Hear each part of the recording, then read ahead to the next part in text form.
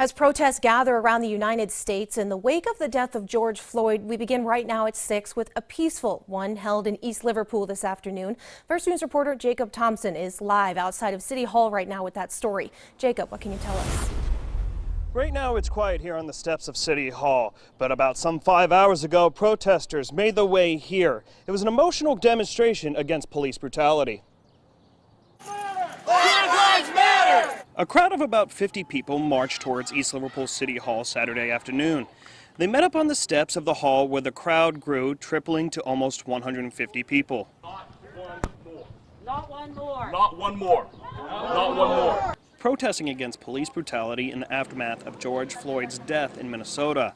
Even though that happened more than 800 miles away, people came to East Liverpool because it's one of the biggest cities in Columbiana County. They felt it was a good spot to have their voices heard. It gives me hope that there are people willing to step up and change our county and our world.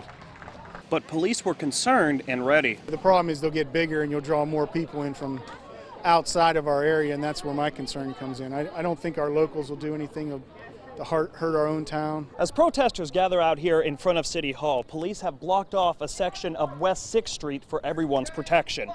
Every officer is appreciated. It's just bad officers have to be held accounted for. And if there was a bad officer, we need to make sure we talk about that. But in the second hour of the protest, Chief John Lane was asked to speak to the crowd, standing in the middle and attempting to answer questions. How many months of training do you have to be the chief of police?